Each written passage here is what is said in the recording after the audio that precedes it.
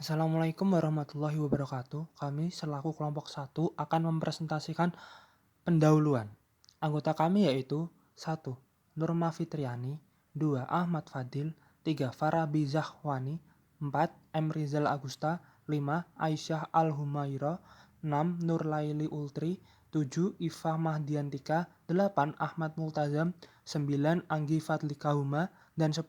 Liko Ridho Mahfirah.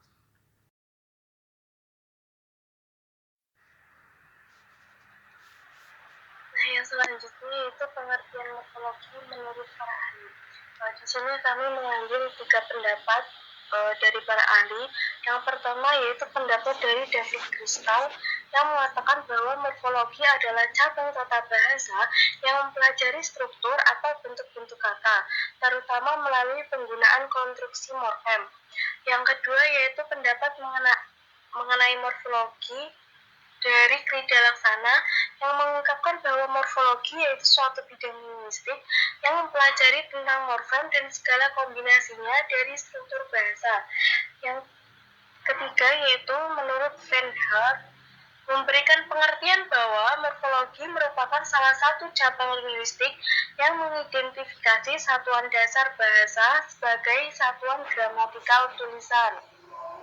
Selanjutnya, morfologi secara etimologis. Morfologi secara etimologis terdiri dari morf dan logi.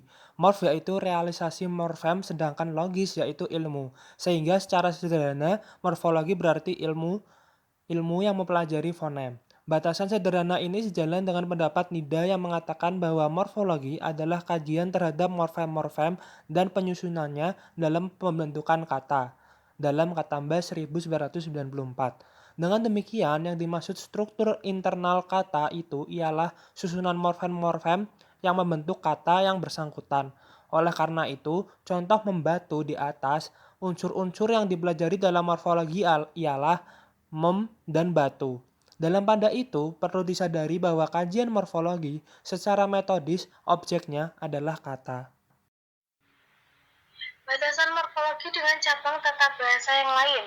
Perbedaan sintaksis dan morfologi yaitu morfologi mempelajari struktur internal kata, sedangkan sintaksis mempelajari hubungan eksternal. Batasan morfologi mempelajari struktur internal kata masih perlu dispesifikkan lagi. Hal ini karena kata membatu, misalnya jika diuraikan menjadi M, T, M, B, A, TU atau membatu juga merupakan uraian struktur internal kata membatu. Padahal uraian berdasarkan fonem-fonemnya dan suku katanya itu sudah dipelajari dalam fonologi. Apa yang dipelajari dalam morfologi? Yang kita ketahui, objek morfologi adalah kata. Yang dipelajari dalam morfologi adalah morfem berbentuk kata tersebut.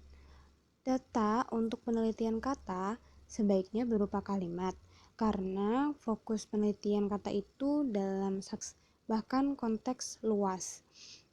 Langkah pertama, analisis bahasa. Adapun langkah pertama dalam analisis bahasa ialah segmentasi atau bagi unsur langsung menurut Sudaryanto 1986. Unsur langsung yang dimaksud di sini adalah gramatikal. Misal, mem plus batu, mem plus dengar, mem plus bantu, dan lain-lain. Morf, segmen atau unsur terkecil misal batu yang bermakna. Lalu berikutnya adalah langkah kedua, mempelajari kemungkinan variasi bentuk morf. Morf seperti baca, dengar, jalan, kerja, dan daftar tidak memiliki varian bentuk. Namun morf mem ternyata digunakan secara berulang-ulang pada kata lain, dan bentuk morf itu bervariasi sebagai contoh berikut: membawa, membuka, membimbing, membeku, dan sebagainya.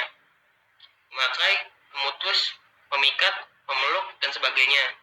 Mendaki, menduga, mendidik, mendengar, mendekam, dan sebagainya. Menari, menulis, meniru, menelan, dan sebagainya. Merasa, merugi, merampas, merintih, meretas, dan sebagainya.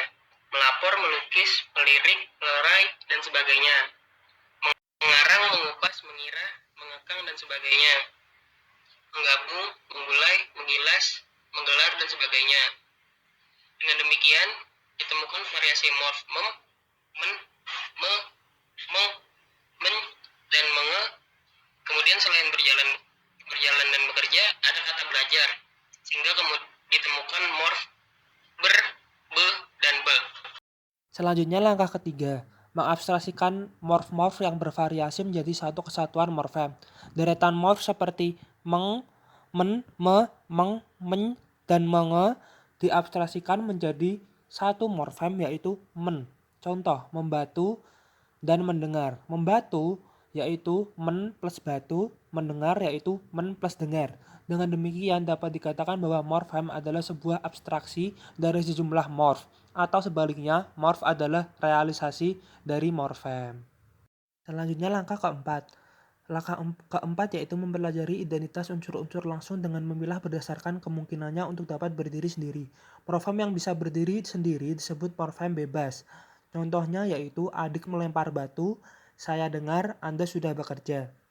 Lalu, sedangkan morfem men dan ber secara intuitif diketahui tidak mungkin dipakai secara langsung dalam suatu kalimat atau tidak dapat berdiri sendiri. Morfem yang tidak dapat berdiri sendiri disebut morfem terikat. Selanjutnya yaitu langkah kelima. Langkah kelima ialah mempelajari identitas morfem terikat berdasarkan letaknya. Pada umumnya morfem terikat itu dalam bahasa Indonesia berupa afiks. Afiks yang terletak di sebelah kiri atau di depan kata dasar disebut prefiks. Yang di sebelah kanan atau di belakang kata dasar disebut sufiks. Yang di tengah kata dasar disebut infiks. Yang mengapit kata dasar disebut konfiks. Sebagai contoh, men dan ber adalah prefiks. An dan kan serta i adalah sufiks. L, m, r, in adalah infiks dan men, ikan, dan men, li adalah konfiks. Selanjutnya adalah langkah keenam. Langkah keenam ialah mempelajari fungsi afiks dalam suatu kata. Sebagai contoh kata membatu diuraikan menjadi men plus batu. Sebagaimana diketahui bahwa batu adalah nomina, sedangkan membatu adalah verba. Dengan demikian penambahan prefiks men mengubah n menjadi v, sehingga fungsi prefiks men pada membatu adalah mengubah n menjadi v.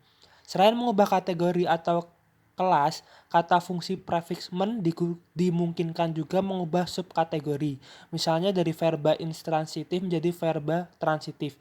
Misalnya pada kata makan menjadi memakan.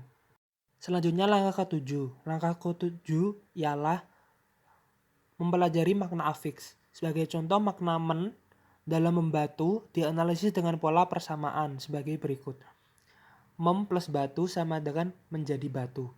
Jika mem plus batu sama dengan menjadi plus batu, maka mem sama dengan menjadi. Sehingga dapat dikatakan makna afiks men sama dengan makna menjadi.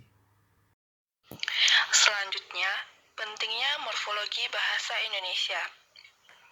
Bahasa Indonesia sebagai bahasa nasional terus mengalami pertumbuhan, terutama di bidang kosakata. Pertambahan kosakata merupakan hal tidak terhindarkan, namun perlu diupayakan agar pertumbuhan itu ke arah yang positif demi kemajuan bahasa Indonesia. Di pihak lain, menurut hemat penulis, paling tidak sejak tahun 2010-an ada kesadaran para pemakai bahasa Indonesia, khususnya di dunia persurat kabaran, akan pentingnya penggunaan kata-kata secara benar sesuai kaidah bahasa Indonesia. Sekadar contoh, pemakaian kata mengaruhi, memesona, memercayai, mengomunikasikan. Pertumbuhan dan kesadaran yang positif itu perlu dilestarikan dan ditumbuh kembangkan. Di pihak lain ada yang hiperkorek, misalnya pada kata memperoleh yang seharusnya memperoleh, karena kata dasarnya ialah oleh bukan peroleh. Untuk itu, para pemerhati dan ahli bahasa Indonesia dituntut untuk tuturi handayani. Hal handayani ini bisa dilakukan dengan pemahaman yang baik dan benar terhadap morfologi bahasa Indonesia dan penelitian empiris pertumbuhan atau kosakata bahasa Indonesia. Sekian dari kami kelompok 1. Mohon maaf jika ada salah-salah kata. Terima kasih atas waktunya. Sekian dan terima kasih.